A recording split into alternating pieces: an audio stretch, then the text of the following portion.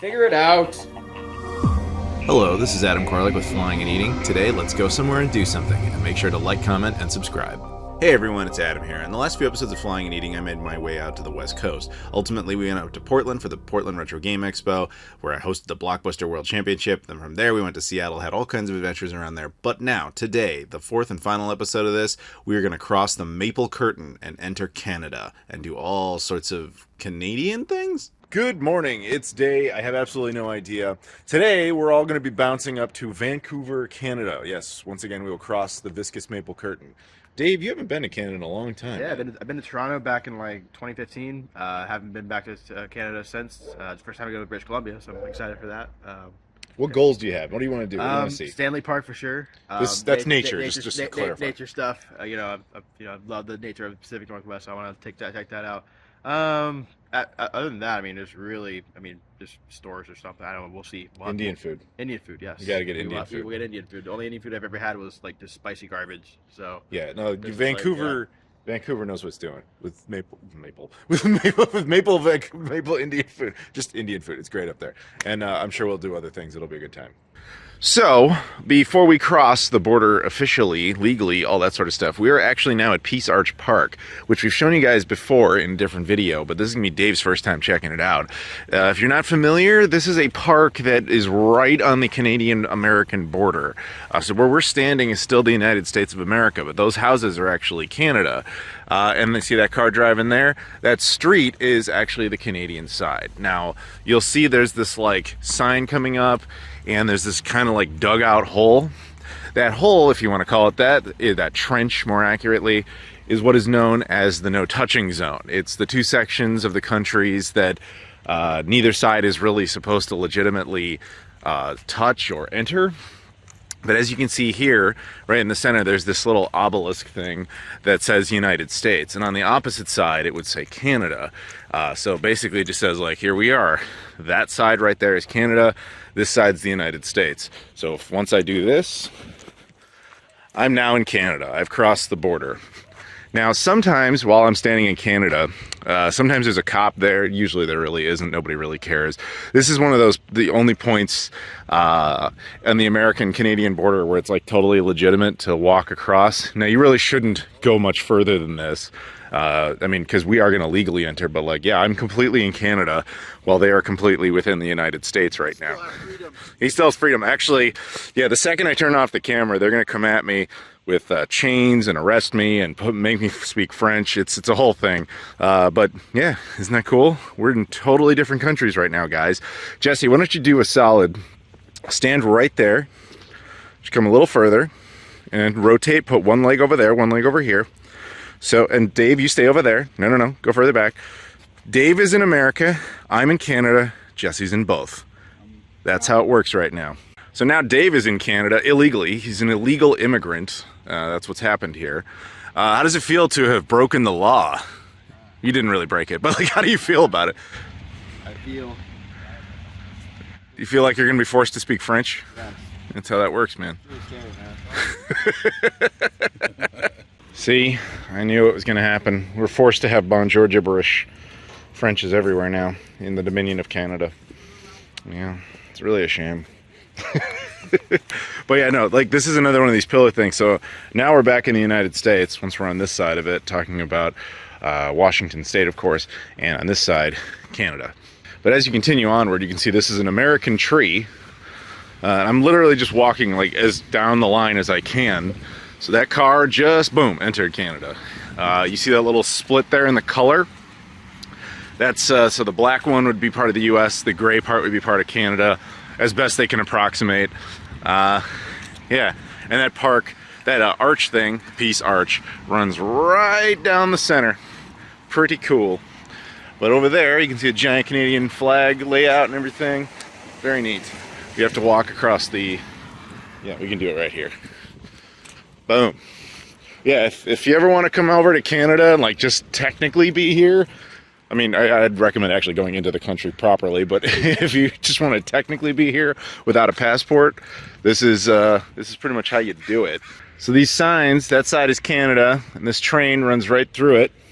And if you ever look at a map, at the very edge of the continent, that long straight line across the American-Canadian border, right there where those ducks are, that is the end of both countries, right there. That's where they meet up. So here we are, this is the official border crossing. We are technically in Canada once again, but we're gonna go across. That's the Nexus lane all the way to the right. I would use that, but homie over here, these two guys, they don't have that, so it's all right, it's okay. We will wait, we will wait. So we've officially entered the Maple Empire, legally speaking. Dave, how do you feel? I feel like my freedom is just sapped from me. Sap, as in maple? Sap. Oh no, it's happening already! No! All right, Dave, we're here. This is the Bombay Fine Indian Cuisine. Now, we showed you this once, very briefly in a video, where we just did some takeout, but today, we're gonna do the Indian buffet, which honestly, I'm super excited about, not only because I love Indian food, but just because I haven't had an Indian buffet in like 3 years because of the pandemic. Right. But here we go, we can finally eat one. It's all you can eat, try whatever you want, sample everything. You like this, you don't like that, have whatever you want, same flat rate. It's great. Those little dessert things are amazing. The little balls. They can kind of see all the various options here. So good. So good. Matar paneer, oh yes. So the buffet's over there. Dave is trying this for the first time. Jesse's not a veteran, but he knows what he's doing. I already went. See that? That's round one. They have my gold standard, Matar paneer, already ready to go. They got buttered chicken, because, you know, I'm a white guy, and there's white rice, and we got some naan, make some little Indian tacos. I am so happy right now. So it looks like you've got buttered chicken, you've got the veggie pakorma, the chicken pakorma, naan. Looks like you did basically the same thing, but you also added Matar paneer. Good choice. Round two, we got some chicken korma, we got some fried vegetables, basically, veggie korma, some other vegetable thing, of course rice and naan. Honestly, I don't even remember the names, I just know it's good. Are you enjoying this so far? Yeah, clearly, I hate it, clearly. Yeah, obviously this is the worst thing ever for you. It's horrible, horribly delicious. No, for real, this place is great. Usually buffets don't even have Matar paneer, so for this not to only be amazing, but then to actually have Matar paneer on the buffet, dude, I'm really happy right now. I am really. Are you okay? Are you good? Do you like this? I'm great. Do you have a favorite thing?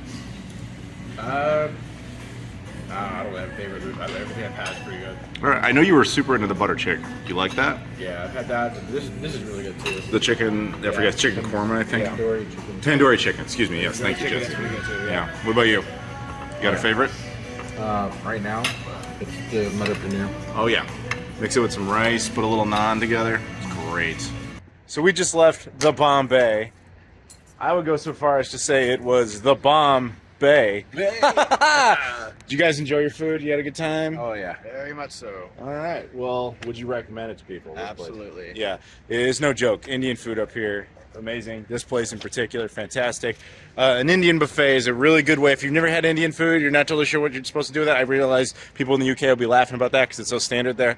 But if you've never really had Indian food, an Indian buffet is a great way to introduce yourself to like the different options, logically so, because it's usually pretty cheap. They usually have a wide array of stuff, and you can just try little dabs of things, see what you like, what you don't like, etc. Just like any buffet. It's great. But as someone who gets around, I would say my fellow Americans, we kind of got robbed on Indian food. Ours is not nearly as good as the Canadians can pull off, and especially as the Brits, but it's worth a shot. So one thing to point out is, at this point in time, the Canadians have finally dropped the ArriveCan app. We don't have to use it anymore. You can, and it makes, if you don't have a Nexus card, it should make your entrance a slightly easier, but not by much. It's basically, it's kind of pre-pandemic. We're back to normal in that regard. Awesome. So I am currently in Stanley Park, which is outside of Vancouver. The city is very nearby, and there's basically this little island type of thing you can go on that has a whole bunch of stuff, including an aquarium and a whole bunch of things, but incredible views, a lot of nature stuff to walk around in. Really a cool little area I'd never been to before in my entire life, but it has some phenomenal views, which is really the best part, to be completely honest with you. Highly recommend it if you're into nature and stuff. There's a lot of walking around you can do around here, biking, hiking, that type of thing. Really very cool. Just a reminder to my fellow Americans, if you're ever up here, they refer to it as washrooms, not bathrooms or restrooms. So we're going to very briefly drive through downtown Vancouver. No specific objective. We're essentially just getting through it, and then you guys we'll get to a little surprise. But the only thing, I mean, because I haven't, this is my first time ever downtown in Vancouver, so I don't really have a whole lot to say about it. The one thing I will point out as an NBA fan is R.I.P. Vancouver Grizzlies. It sucks that you guys only had them for 5 years before they moved to Memphis. Hopefully one day you guys get an NBA team again, assuming you even want one. So Dave decided he wanted to check out something unique. So here we are. We're at Point Roberts, Washington. Now, Jesse and I did an entire video on this place. It's a weird little enclave, part of the U.S. that's only connected to Canada, only accessible through Washington. The only real reason to go here is just to be like, ooh, I was in a weird little part of America, and Dave's going to check it out now. It's fun. You should check it out just because it's odd. But yeah, it doesn't have much of a point. We got freedom again. So we're back. We're free again. Free again. And we, as always, when you cross here, you get, if you're an American anyway, you have the chillest border guards ever. She was great. Yeah, what else did she talk to you She about? was talking to us about how my Spanish needs to be better, and yeah, we talked about just where we were and all that stuff. Also, my phone is like good again. Yep, the So second you cross the border. I'm now in the Oasis. Hey. So I'm just gonna enjoy that while I actual can. data again. I'm gonna enjoy that while I can, and when I get back, I'll be in hell again. So right here, we are on Roosevelt Way. These houses are Canada, and where we are is America. And right in the middle there is the no touching zone at the edge of the street. Once again, very cool. I think that was, yeah, like sometimes these guys have like really cool like backyards and stuff. It's so cool. Like this one time we were here and this guy had this like fire pit going on and he invited us all over for dinner because he was like, yeah, come on over, you want to hop over and make barbecue and everything. We just got a great kick out of it. But very cool, odd little, you know, glitch in American geography with a fascinating little history. It really probably should never have been part of the U.S., but it is it was a mistake. Basically, it was an oversight when they were drawing the borders, but it survives. All right, our time in Point Roberts is coming to an end, so we have to go through the Canadian border control, which, yes, you really do have to do this every way. It's kind of silly, but not that big of a deal, all the same. It usually takes a few minutes, especially since they got rid of the arrive can thing. It's a lot simpler process now. So we just crossed security there. We're back in Canada for a little bit.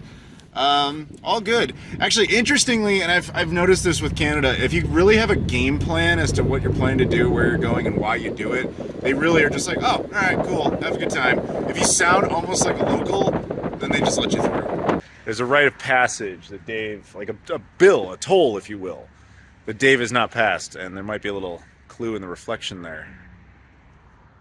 Oh, what do you know?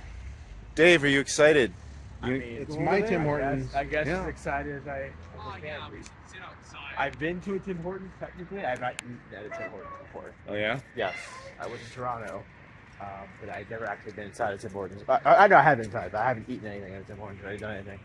But. This is also Jesse's first. He popped his donut cherry over there. Do you remember? He doesn't care.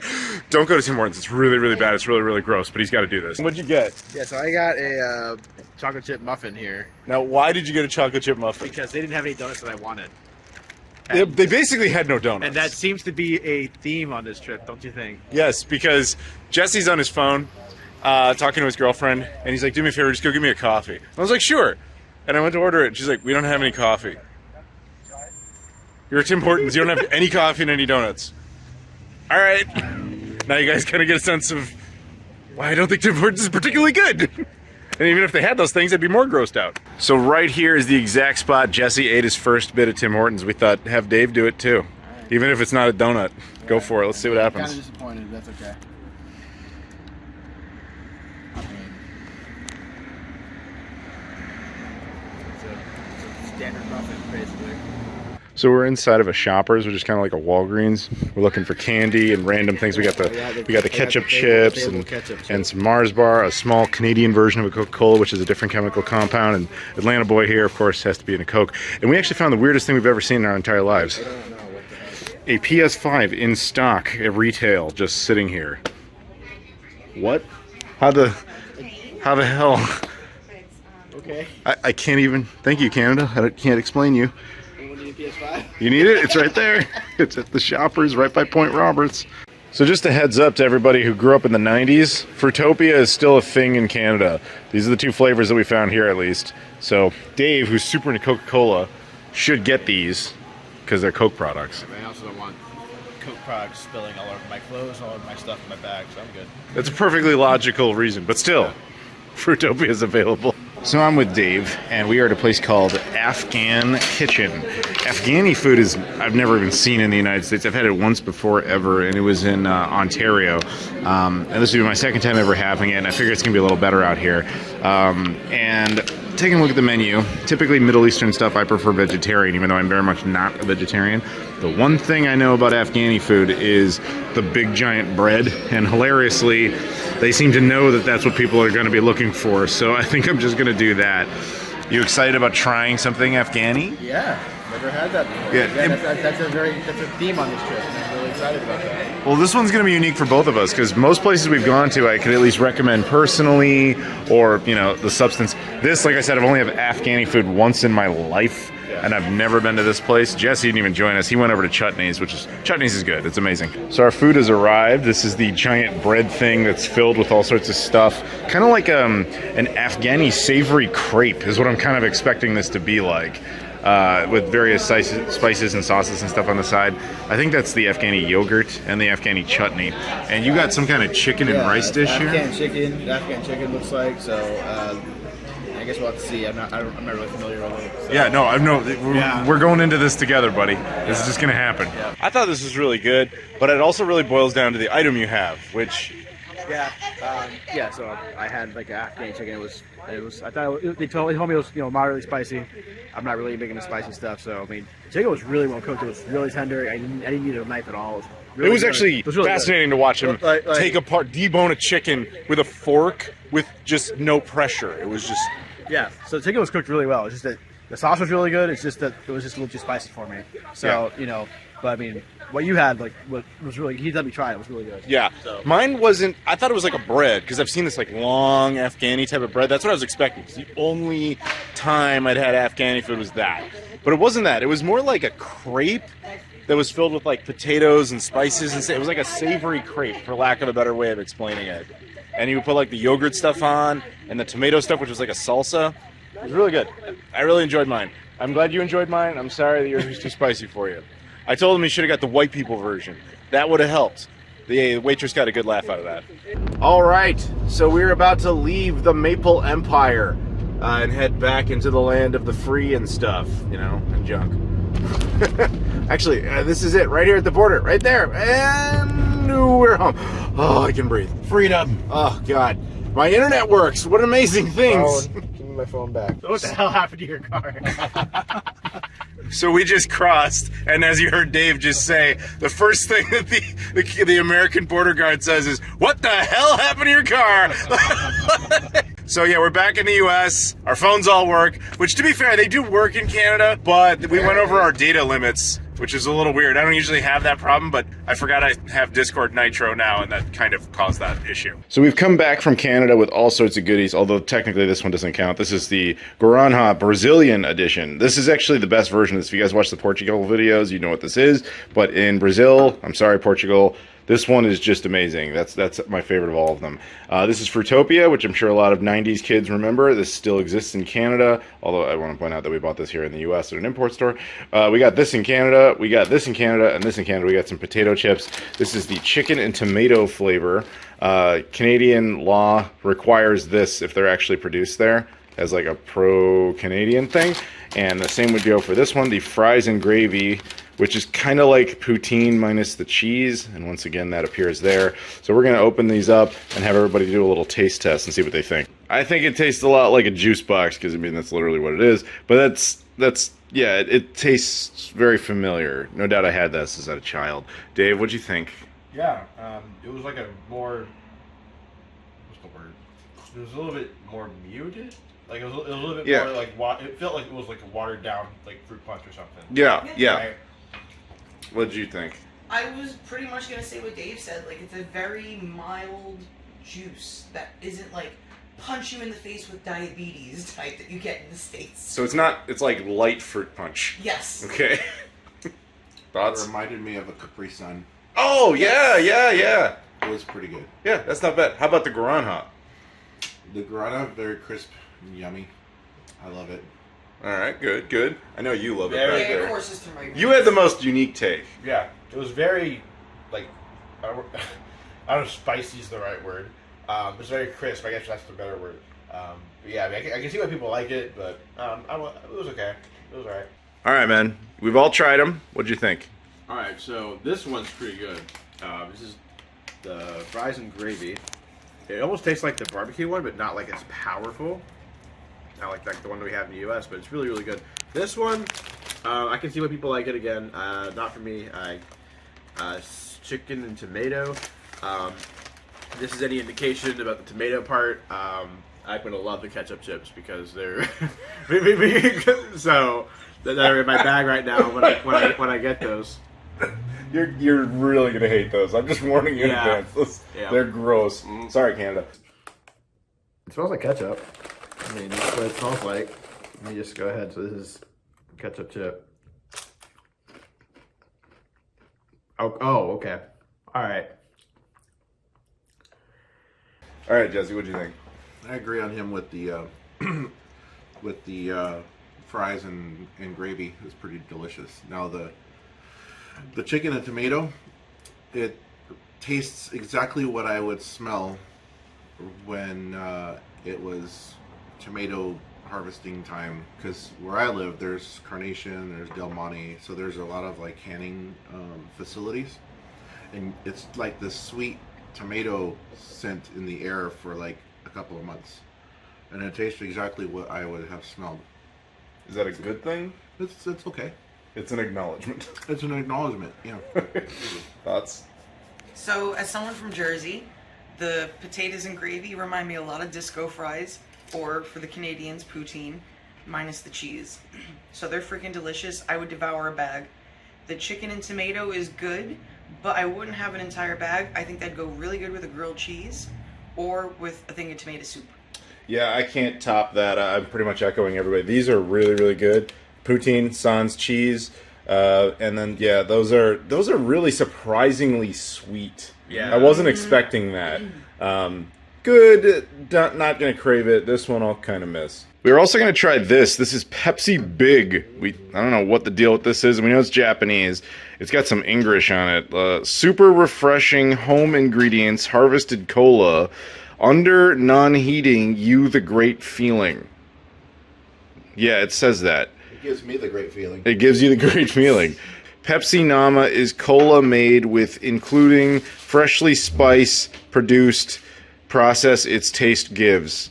What? I'm gonna Is it Pepsi an American company? What the heck? So we've got Dave, and we're dropping him off at SeaTac Airport.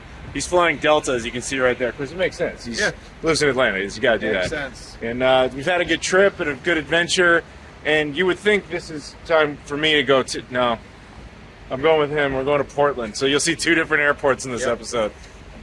This is what do you got to say? Anything? You excited? You going home? Yeah, I think it's the week was a good week. But got to get back to reality a little bit. Regroup. I would definitely be back here. I'd love to hear. So Yeah. Reality sucks, but this place is fun, minus the drivers. Movie magic. We're now doing the Big Pepsi on the way to Portland. So, bottoms up, man.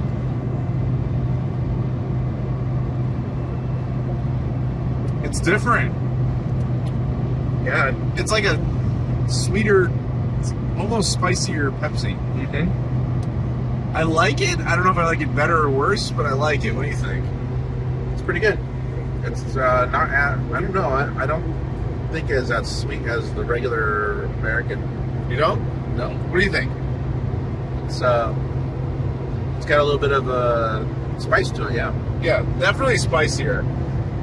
I think it's different than the normal American Coke, because we do the high fructose corn syrup one.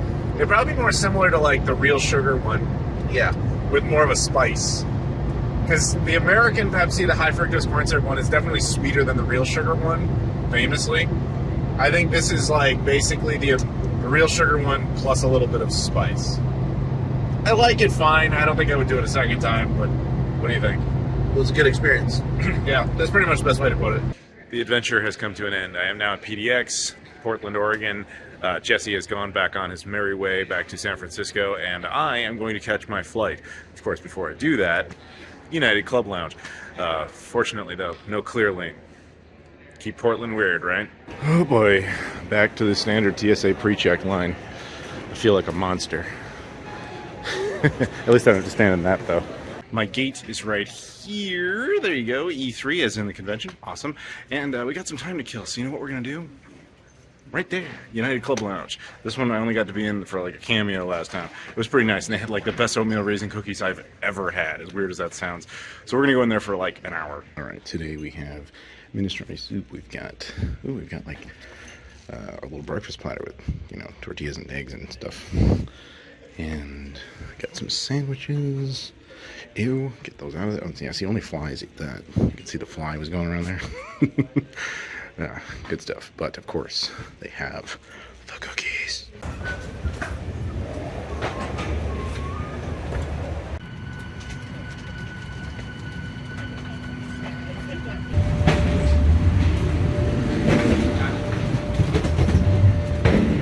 And with that, the adventure is over. I am now back in Chicago, so I'm home. I'm going to head over to the Club Lounge and get some free dinner and a free coffee because I'm exhausted. Then I will go home and have a good night. So thank you guys very much for watching this series of videos, this adventure as it was. I appreciate that. As always, please do me a favor, like, comment, and subscribe. Follow me on all the social media stuff in the description, Twitter, Instagram, Facebook, Discord, Patreon, etc. Thank you very much, and I'll see you all later.